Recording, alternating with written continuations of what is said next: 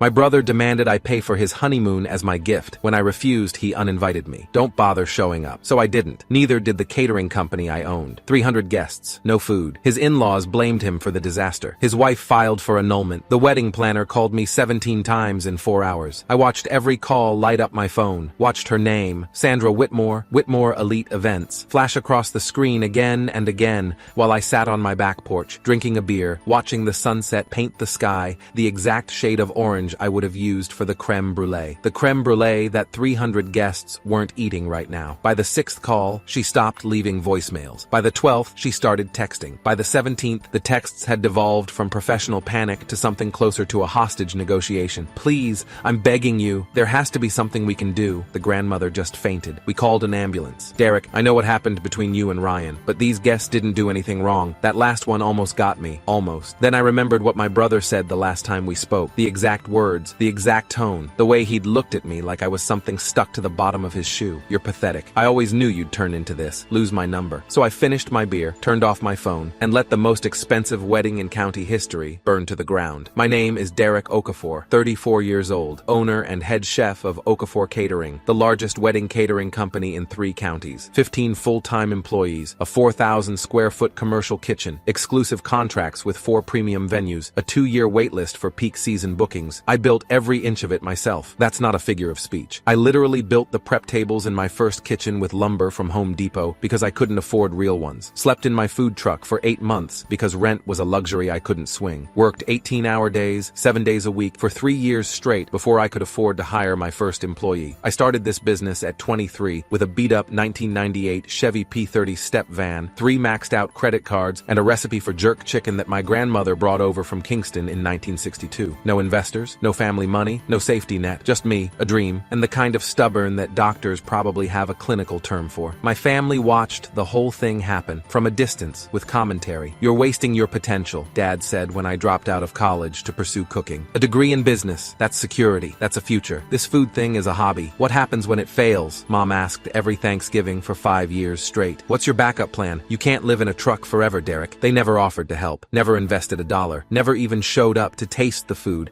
until I'd already made it, until the newspaper had already written about me, until it became socially advantageous to claim they'd always believed in him. But my younger brother Ryan got everything. He's 2 years younger than me, golden child from birth. When I wanted to play football, Dad said we couldn't afford the equipment. When Ryan wanted to play, Dad bought him the full kit and drove him to every practice. When I needed money for college, Mom said I should learn the value of hard work and take out loans. When Ryan needed money for college, they refinanced the house. I'm not making this up. I have the loan documents. I paid off $47,000 in student debt for a degree I never finished. Ryan graduated debt-free with a BMW in the driveway, a graduation gift. He complained the car was the wrong color. That's Ryan, always wanting more, always getting it, always finding someone else to blame when things didn't go exactly his way. So when he got engaged to Brittany Harrington, I knew exactly how this was going to play out. The Harringtons were old money, not comfortable money, old money. The kind where the grandfather's name is on a building at the university. The kind where summer is a verb. Brittany's father, Warren Harrington, owned 6 car dealerships across the metro area. Her mother, Diane, chaired 3 charity boards and had never worked a paying job in her life. They belonged to Pinehurst Country Club, which had a $75,000 initiation fee and a bloodline requirement that went back further than most people's family trees. Ryan had been dating Brittany for 2 years when he proposed. I'd met her exactly 3 times. She seemed nice enough, a little sheltered, a little naive, but not unkind. Just someone who'd never been told no and couldn't quite understand why anyone would. The engagement party was at the country club. I wasn't invited. It's a small gathering, Mom explained when I asked. Just immediate family and the Harringtons' closest friends, you understand. I understood perfectly, but 6 months before the wedding, I got a phone call that changed everything. It was Diane Harrington herself, voice like honey poured over crushed glass. Derek, I've heard absolutely wonderful things about your catering company. The Wentworths used you for their daughter's wedding last fall, and Margaret couldn't stop raving. We want the best for Brittany's special day, and apparently that's you. I was professional, quoted her my rates, explained my process, sent over sample menus and a detailed proposal within 24 hours. She called back the next day. This is perfect, exactly what we envisioned. Warren and I would like to move forward. We scheduled a tasting for the following week. I brought my A-game, seared scallops with citrus beurre blanc, beef tenderloin with truffle demi-glace, a 7-tier vanilla bourbon cake that took me 14 hours to perfect. Diane cried actual tears when she tasted the cake. This This is it, she said, clutching her husband's arm. This is exactly what I've been dreaming of for Brittany. We signed the contract that afternoon. Standard terms. $42,000 total. $15,000 non-refundable deposit due immediately, with the balance due 30 days before the event. Warren Harrington wrote the check without blinking. What I didn't know, what no one bothered to tell me, was that Ryan had pitched a different story entirely. The first sign of trouble came 3 weeks later. I was in my office, finalizing vendor orders, when Ryan's name lit up my phone. We hadn't spoken in almost 4 months. The last conversation had been at Mom's birthday dinner, where he'd made a pointed comment about how some people value money over family, because I'd declined to give him a loan for his honeymoon. I answered anyway. Blood is blood, or so I thought. Derek, no hello, no how are you, just my name, flat and expectant. Ryan, what's up? Just calling about the wedding. Wanted to make sure we're on the same page. Same page about what? The Harringtons and I have been in touch. Everything's on track. Pause, then, right, about that. I told Brittany's parents that the catering was my gift to them, that you were doing it for free. I actually laughed. Thought he was joking. Ryan, the contract is for $42,000. They already paid the deposit. So give it back. His voice was clipped, annoyed, like I was being deliberately difficult. You're my brother. This is my wedding. The catering is your gift. My gift? Ryan, do you have any idea what this event costs me? Labor alone is $11,000. Food costs another $8,000. Equipment rental, transportation, insurance. I don't care about your costs. Figure it out. Figure it? I stopped, took a breath, tried to remember that this was my brother. Ryan,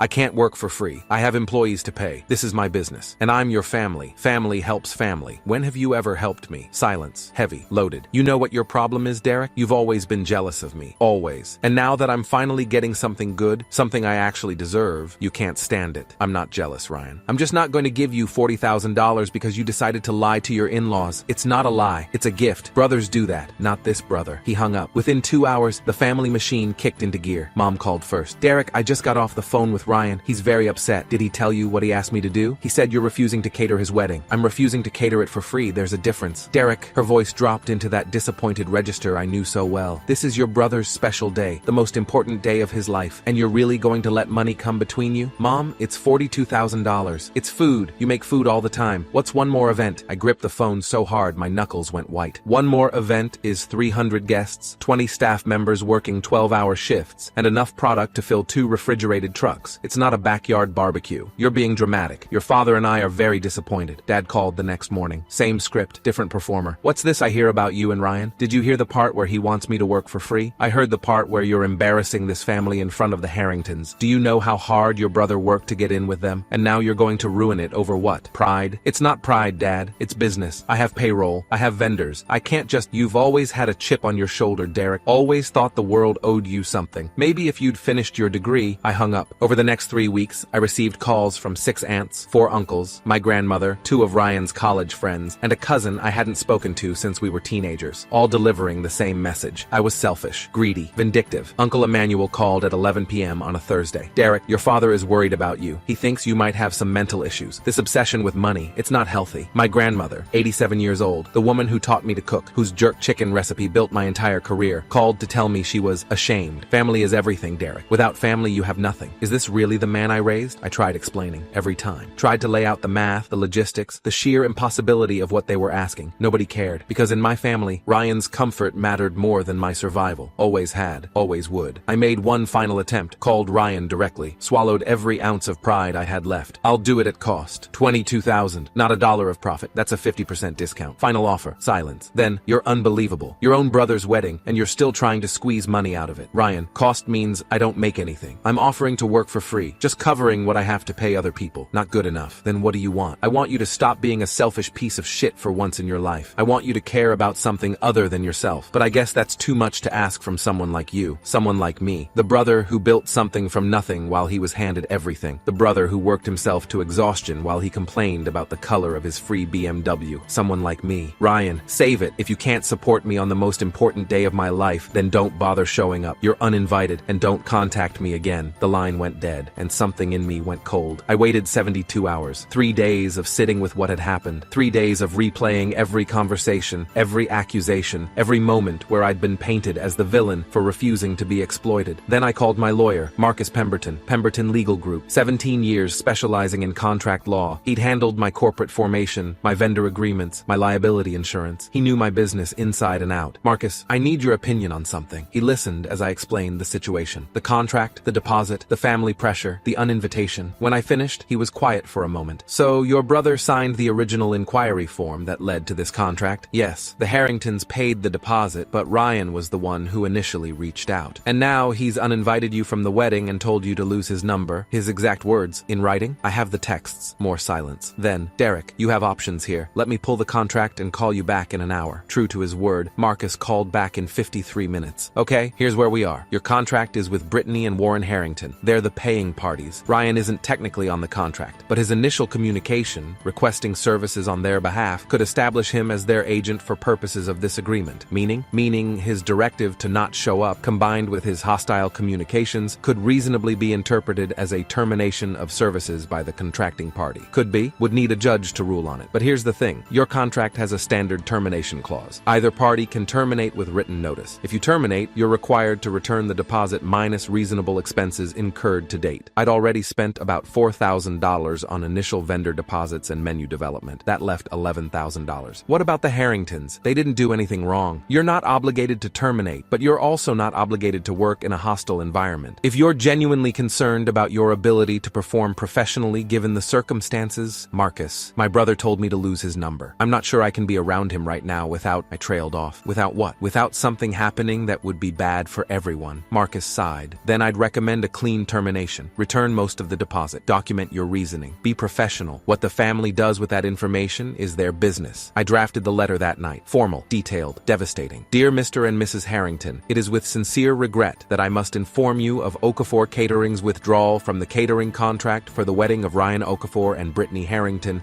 scheduled for August 14th. This decision follows a series of communications from the groom in which he has made it clear that my presence and participation in the wedding are unwanted. On date, Mr. Ryan Okafor sent the following message: don't bother showing up. You're uninvited. This followed multiple earlier communications demanding that I provide $42,000 in professional services without compensation, including statements such as, "You're pathetic. I always knew you'd turn into this. Lose my number." Given these circumstances, I do not believe I can fulfill my contractual obligations in a professional and appropriate manner. I am therefore terminating our agreement effective immediately, pursuant to Section 7.2 of the signed contract. Please find enclosed a refund check in the amount of $11,000, representing your $15,000 deposit minus $4,000 in non-recoverable expenses already incurred on your behalf. A detailed accounting of these expenses is attached as Exhibit A. I have also attached as Exhibit B screenshots of the relevant communications from Mr. Ryan Okafor. I apologize for any inconvenience this may cause and wish you and your daughter all the best for her special day. Sincerely, Derek Okafor, owner, Okafor Catering. I sent it certified mail, return receipt requested. Made sure they'd have to sign for it 3 weeks before the wedding, peak summer season. The Harringtons received my letter on a Tuesday. Diane called me 47 minutes later. I let it go to voicemail. Derek, this is Diane Harrington. I've just received your letter and her voice cracked. Please, there has to be some misunderstanding. We didn't know anything about what Ryan said. Warren and I would never, please call me back, please. She called 3 more times that day. I didn't answer. Warren called the next morning, left a voicemail that started professional and ended threatening. Mr. Okafor, this is Warren Harrington. I've reviewed your letter and frankly, I find it unacceptable. We have a contract. You have obligations. If you refuse to honor them, my attorneys will be in touch. However, long pause. If there's been some miscommunication between you and Ryan, I'd like to discuss it before we involve lawyers. Please call me at your earliest convenience. His attorneys did call. A woman named Jennifer Castellano from Morrison & Associates, one of the big downtown firms. She was surprisingly reasonable. Mr. Okafor, I've reviewed the contract and your termination letter. Frankly, if the communications from the groom are as you've documented, you likely have a defensible position. But my clients are primarily interested in resolving this situation amicably. Is there any possibility of re-engaging your services? I don't think that would be appropriate, even if the Harringtons were to mediate between you and Ryan. Ms. Castellano, my brother told me to lose his number and uninvited me from his wedding. That's not a misunderstanding. That's a statement of how he feels about me. I understand. Then let me ask this. Can you recommend any alternative caterers who might be available on short notice? I actually tried to help with this. Called every competitor I knew. Everyone was booked. Peak season. 3 weeks notice. It was impossible. I'm sorry, I told her. I reached out to 8 companies. Nobody has availability. That was the last I heard from the legal side. My family's reaction was exactly what I expected. Mom called screaming. Actually screaming. I had to hold the phone away from my ear. How could you do this? How could you humiliate your brother in front of those people? They're going to think we're trash. They're going to think, Mom, did you read what Ryan said to me? I don't care what he said. He's your brother. You're supposed to be the bigger person. Why? Why am I always supposed to be the bigger person? Why am I always supposed to sacrifice so so Ryan can have what he wants, because that's what family does. No, Mom, that's what I do, and I'm done. Dad sent a text. Just one. You are no longer my son. I stared at that message for a long time. Then I saved it. Screenshot. Cloud backup, because I knew I'd need it someday. August 14th arrived hot and bright. 95 degrees by noon. Record heat for the third straight day. The kind of weather that makes outdoor events a logistical nightmare even with proper planning. I spent the morning in my garden, weeding, watering, trying not to think about 300 people in formal wear, wilting in the sun, waiting for food that wasn't coming. My phone started buzzing around 4 p.m. Cousin Marcus, who I'd stayed close with despite everything. He was at the wedding, sending updates. Dude, there's no food. Then, people are getting restless. Ceremony ended an hour ago. Nothing but drinks. Then, Ryan is telling everyone the caterer backed out last minute. He's blaming you. Then, the Harringtons don't look like they believe him. I put my phone down, went back to my tomatoes. The real updates came the next day, when Marcus called to give me the full account. It was the most spectacular disaster I've ever seen, Marcus said, and he wasn't laughing. Like, I felt bad even being there. The ceremony had been beautiful. Perfect, actually. Garden venue, string quartet, Brittany in a dress that probably cost more than my first food truck. Then the reception started. Cocktail hour came and went with nothing but a bar serving drinks. The Harringtons had assumed Ryan had arranged a backup. Ryan had assumed someone else would fix it. Nobody had fixed anything. By 6 p.m., 300 guests in formal wear were hungry, dehydrated, and increasingly vocal about it. People started ordering pizza on their phones, Marcus said. I'm not joking. Domino's delivery guys started showing up to a $200,000 wedding. One of them asked if he could take a picture for his Instagram. Brittany's grandmother, 81 years old, passed out from low blood sugar. Someone called an ambulance. It showed up with lights and sirens right in the middle of what should have been the first dance. That's when Warren lost it. Warren Harrington had been a calm, controlled man all day, but watching his mother-in-law get loaded into an ambulance while delivery drivers handed out pizza boxes finally broke something in him. He grabbed Ryan by the arm, in front of everyone. You told us the catering was handled. Warren's voice carried across the entire reception. You told us your brother was doing it as a gift. You told us everything was under control. Ryan tried to defend himself, tried to blame me, called me vindictive, jealous, sabotaging, but Warren had my letter. He'd brought it with him. He pulled out the screenshots of Ryan's texts, the ones I'd attached as Exhibit B, and read them aloud. You're pathetic. I always knew you'd turn into this. Lose my number. That's what you sent your brother. After demanding $42,000 in free services, Ryan went pale. And you did this. Warren gestured at the chaos around them. You did this rather than apologize, rather than make it right. You let this happen to my daughter on her wedding day because you were too proud to admit you were wrong. Brittany stood behind her father, mascara streaming down her face, watching the man she'd married 3 hours ago get dressed down in front of everyone they knew. She didn't say a word. She didn't have to. The marriage lasted 11 days. Brittany filed for annulment on August 25th. Her grounds, fraud and misrepresentation. Her attorney argued that Ryan had consistently lied about his financial situation, his family relationships, and his ability to contribute to their life together. The annulment was granted in October. I know this because Jennifer Castellano called to tell me. I thought you should hear it from someone, she said. And for what it's worth, I reviewed everything after the wedding. You made the right call. Nobody should have to work for someone who treats them the way your brother treated you. Thank you. One more thing. The Harringtons wanted me to pass along a message. What's that? They said they're sorry for putting you in that position, for not seeing what Ryan was doing earlier. Warren said to tell you that if you're ever catering an event they're attending, they'll make sure to request you specifically. I didn't know what to say. They're good people, Jennifer continued. They just had a blind spot when it came to their daughter's fiancé. Most parents do. Ryan hasn't spoken to me since. Neither have my parents. Dad blocked my number after the wedding. Mom sends the occasional guilt trip through relatives. Your mother cries every night over what you did, but won't reach out directly. I'm okay with that. Here's what I've learned. Family isn't blood. Family is the people who show up for you, who support you, who want to see you succeed without expecting you to sacrifice yourself for their comfort. By that definition, I don't have much family, but I have my business, my employees, my friends, my life that I built with my own hands, without help from anyone who was supposed to love me.